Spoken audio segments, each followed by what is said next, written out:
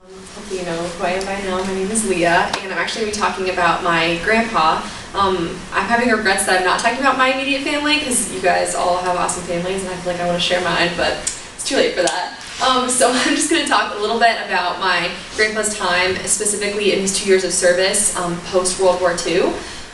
Kind of a fun fact is that he does not have a middle name, so I thought that was kind of interesting. I remember when I found that out when I was little, my mind was blown, because I was like, everyone has to have a middle name, but he does not. So his name is Genos, and you can all call him Grandpa or Jans. So he decided to join the Army right after high school. It was right after World War II had ended, but Japan still had some like rocky relations with us for obvious reasons, and so we were sending troops over there to kind of keep the peace. So he decided to enlist. This is his senior year, his picture, and when he was 18, right after he graduated, he enlisted in the Army, so that's kind of his picture. And I apologize for anyone that is actually familiar with the Army, military, Navy, whatever. I am not, so the terminology I use is what he's telling me, so I apologize if it's incorrect.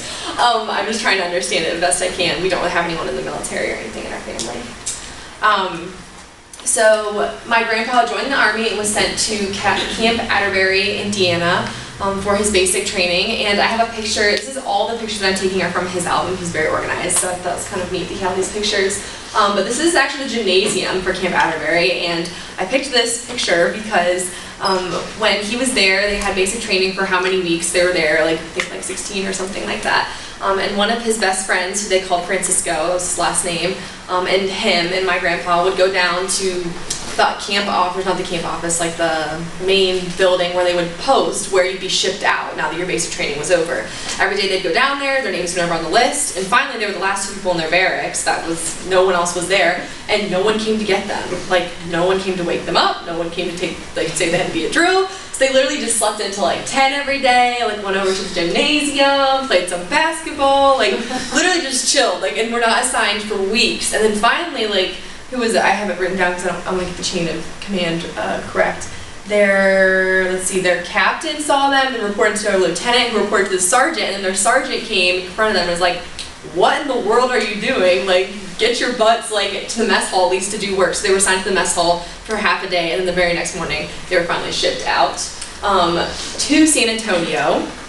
And here all my grandpa basically remembered was that it was boiling hot, like 120s every day with humidity, so it was just insanely hot. And when they would be doing drills, they would have ambulances parked sporadically throughout like the fields, different things they were doing drills in, because people would regularly pass out and would have to be like revived. And my grandpa was one of those lucky people that passed out. And the ambulance came over and, you know, gave him some fluids and revived him a little bit. He said it was just awful. He did have a couple other like funny stories from his time here. Oh, if anyone's like a history buff, like this is that almost. That was kind of cool. Like, I like Texas history, whatever.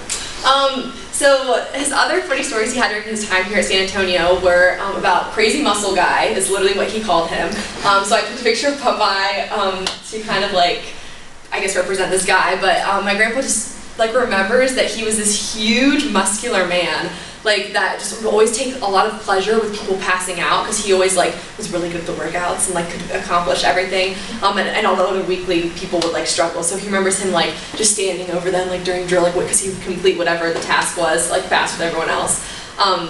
And looking back at pictures, I feel like back in the day a lot of people weren't super buff. Like I feel like now it's like a kind of cool thing to have like big muscles and whatever, but back in the day, being fit was just like being able to run a mile like pretty decently. I feel like, I don't know, that's like the kind of conception that I guess perceived, but so this guy really stuck out in the crowd, and I was like, so is there anything, like, did he talk to you or anything? My grandpa's like, no, he just had huge muscles, so I just remember him, and I was like, okay.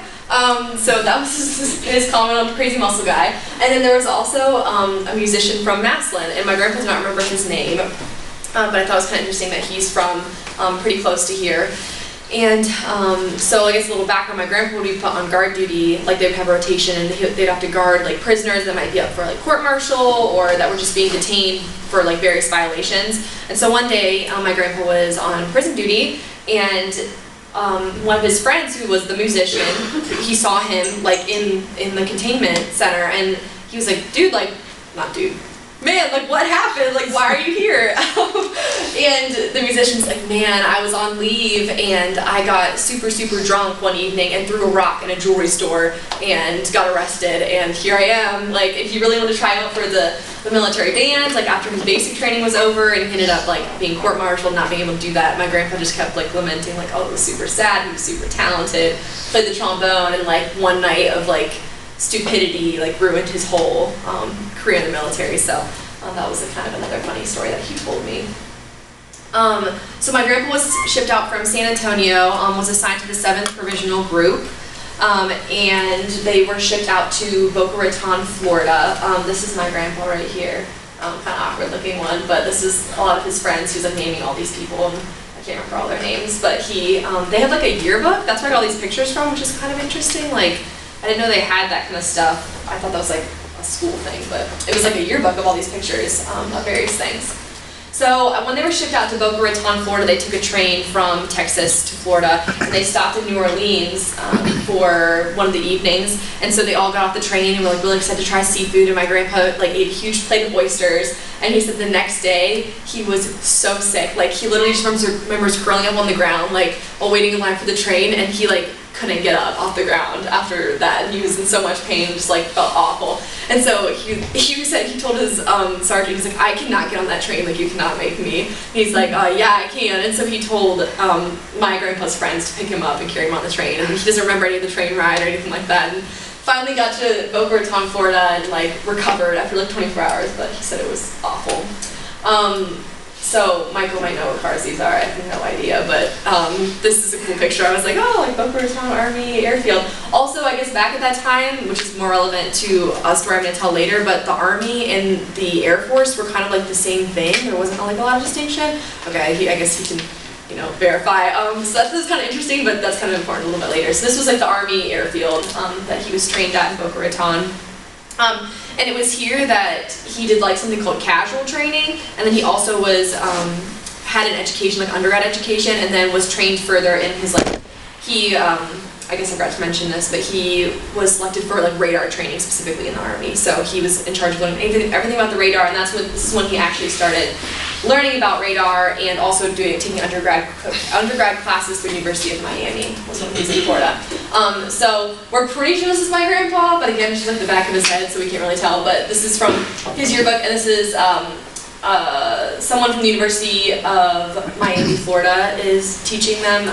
I think they were dual, like in the Army and also a professor. I don't really know, but they would come in and teach the classes. And then my grandpa also had like a radar class. So it's like a paper that he still has that he wrote for that class, which is kind of cool. And while he was in school here, he met his best friend. His name is Josh Goldstein. He was Jewish, from New York, and so they called him Goldie for short. And my grandpa and him, like, they got into a ton of trouble and everything, and kind of goofed around together. But Goldie was super, super smart. So they decided to try to take the same classes together so that my grandpa could kind of like mooch off Goldie. But there was one class they weren't able to take together. Goldie took like a television class, and my grandpa took, I don't know, I think it was physics. And he says he just remembers the physics class, the very first day, all they talked about was gravity, and he's thinking in his head like, I understand how gravity works, I use it every day, like how can you talk about class on this? And he said it was so boring, and then all of a sudden the class was canceled, like they never had another class because the professor got sick, and he's like, alright, well maybe I'll go join like Goldie's class. So he goes, hey Goldie, like, let me come join your class, like you think I'd like it? And he looks at my grandpa and he goes, Jim, there were 30 people in that class when it started, and now there's only 12. Do not take that class. And he's like, okay, we're not going to take that class. So my grandpa enrolled in some other class and continued his undergrad education, but it was just kind of funny. Also, while here, while they were taking classes, they had to do casual training, and I'm like, oh, that sounds kind of easy. And my grandpa's like, yeah, wrong. It's basically code for working 24/7. He's like, they were put on all kinds of duties around the base, like it was crazy, and they had this sergeant who was very rude, and usually like the sergeants would be compassionate and bust you over to the showers because it was kind of like far to walk. And he would not do any of that, wouldn't give them transportation, had made them walk everywhere. And so finally my grandpa's like, well heck, I'm just going to move my bed into the showers if we're going to have to shower every morning and he's not going to drive me there. So him and a couple of other of his friends like moved their mattresses into the shower area, like I guess there's like bay where you like undress them, went to the shower, so they like put their beds in there. And they did this for weeks until they finally got discovered and got in trouble and were at risk of being like court-martialed because they were trying to like evade their duties or whatever. And they were like, no, like it's not our fault, like the sergeant's like terrible to us. And so they had someone investigate the sergeant and they found out that A, the sergeant had a limp and lied that it was from Battle of the Bulge, and it actually wasn't, so that was a lie. And then 2, that he was actually embezzling money somehow, like through like the mess hall or like stealing food, and so the sergeant was actually court-martialed and then my grandpa was put in, so there you go. I probably messed up that story, but he was trying to tell me. Okay, another interesting thing that happened in Boca Raton when my grandpa was here, my grandpa would always talk about the hurricane of 1947. Like, it's always been this story he's been telling, like, for years. And I was like, okay, like, how accurate is this story he's telling me? Because the story he relates is that the hurricane was just about to hit, so they kind of battened down the hatches, but they realized they were not going to have enough food if the hurricane was supposed to last as long as it was projected to last.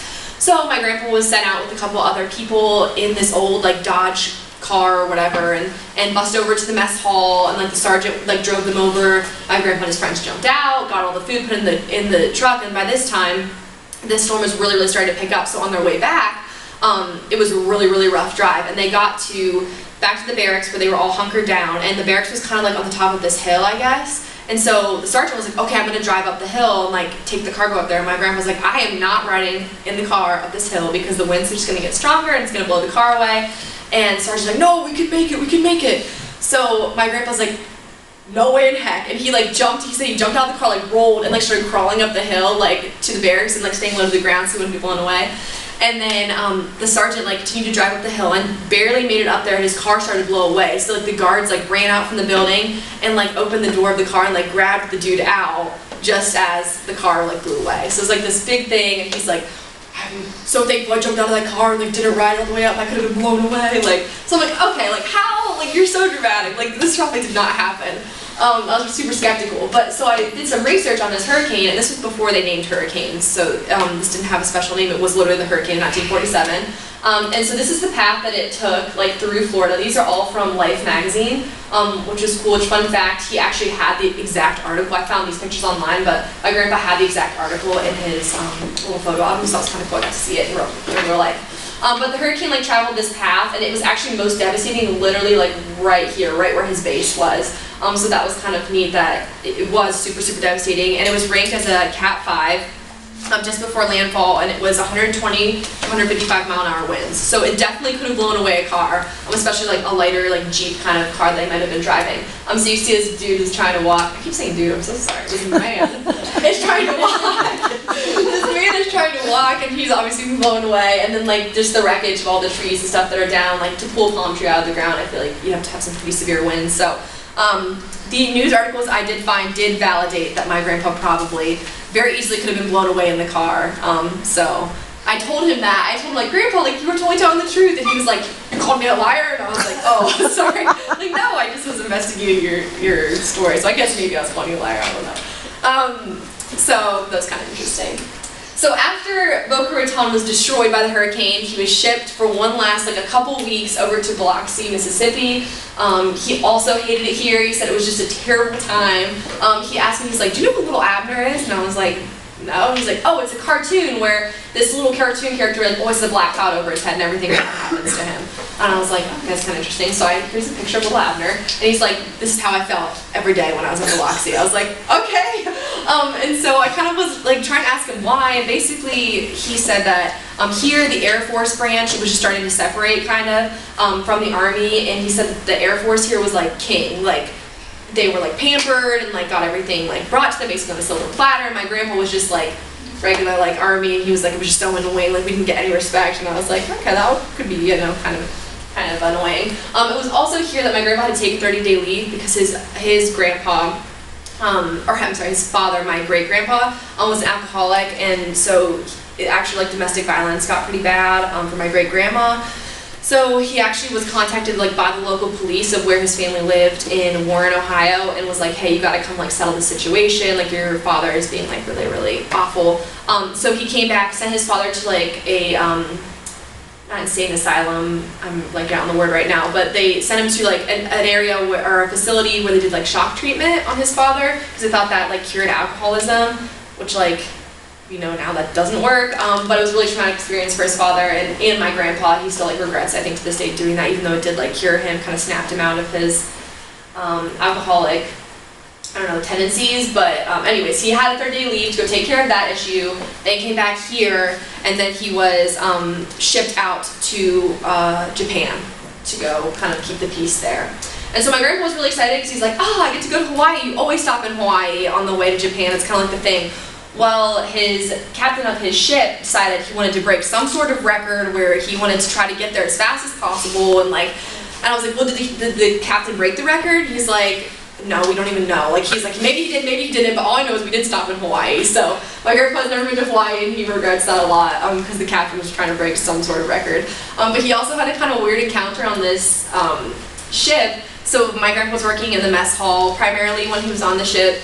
And he came up to get like some fresh air because he was really, really like hot down there in the depths of the ship. And so he came up to get some fresh air, and the sergeant came over to him and was like, hey, you're not in the Air Force, are you? And my grandpa's like, well, technically he kind of was, because he was like Army Air Force, but like not fully Air Force. So he's like, no, I'm not in the Air Force. And he's like, man, it's a good thing. I hate those Air Force men. They killed all my friends at the Battle of the Bulge. And my grandpa's like, oh, like, man, I'm so sorry. He's like, yeah, if you were Air Force, I'd throw you right off this ship. And like, I was like, oh, this is so weird. He's like, my grandpa's like, I was terrified, but two, he's probably had a point, because I guess I did some research, and specifically the Battle of the Bulge, the Air Force would try and come in and help, and like, you know, kill people from the air, I guess. I don't really know how it all works, but they would like drop bombs or whatever, and they would end up killing a lot of their own countrymen, their own Americans, because they couldn't really see what's going on. They were kind of just like blindly shooting. Or blindly dropping bombs, and so I guess there was like a lot of like animosity between the ground people and like the Air Force after that battle. So the sergeant was rightfully so like angry, but my grandpa was like, I took a lot less breaks after that. I did not come up for fresh air very often. So that was kind of a funny story. So we ended up landing in Showa, Japan, or Showa, I'm not really sure how you pronounce it. And basically the rest of his time in the service was pretty chill.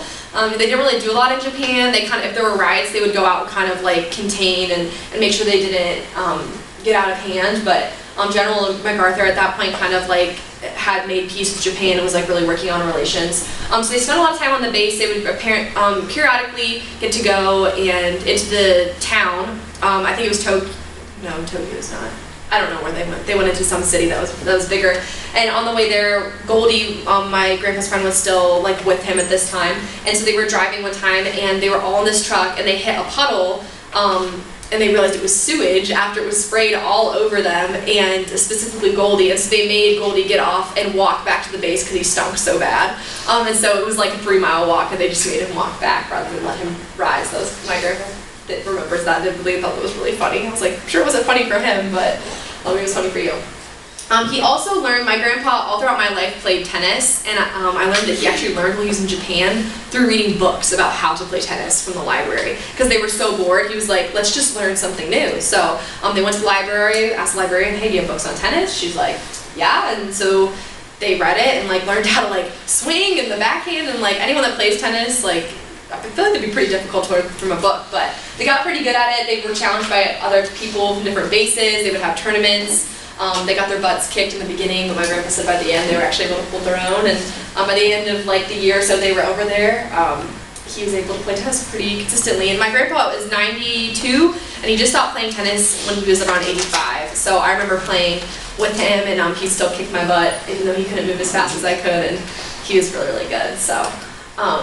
Oh yeah, I just thought that was interesting because like an old back, this is not my grandpa, but just for a joke, someone playing tennis.